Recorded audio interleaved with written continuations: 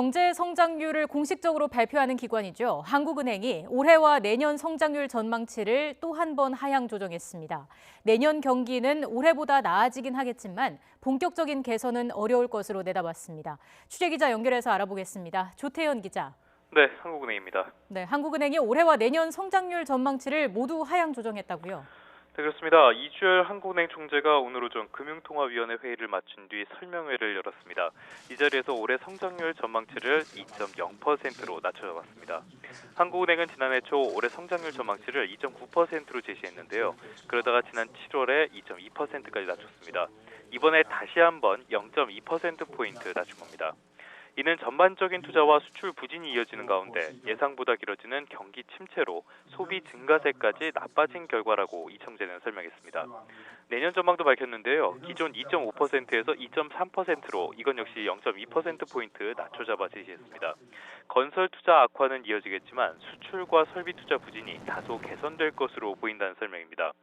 이 총재는 현재 경제 상황을 보면 조심스럽긴 해도 바닥을 다지는 과정으로 보인다고 설명했습니다. 다만 예측대로 이 경제 상황이 이어진다고 해도 본격적인 회복세로 보기는 어렵다는 평가가 많습니다. 한국은행이 잠재 성장률, 그러니까 지금 경제 상황에서 부작용 없이 달성할 수 있는 최대 성장률을 2.5에서 2.6%로 제시했기 때문입니다. 여기에 미치지 못한다는 뜻이라 잠재 성장률 자체가 악화하는 건 아닌지에 대한 우려가 한층 커질 전망입니다. 최근 이어진 저물가 상황과 관련해서는 올해 소비자 물가 상승률 0.4%를 나타낸 뒤 점차 높아져 내년에는 1% 내외를 기록할 것으로 보인다고 밝혔습니다. 네, 그리고 오늘 기준금리는 기존 수준에서 동결했죠.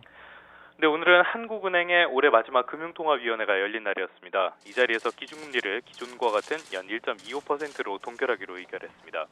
한국은행은 지난해 11월에 금리를 한 차례 올렸습니다. 하지만 올해 들어서 지난 7월과 10월에 잇따라 금리 인하를 단행했습니다. 미국의 금리가 우리보다 오히려 높은 역전 현상이 이어져 금리 인하라는 정책을 쓸 여력이 많지 않았고요.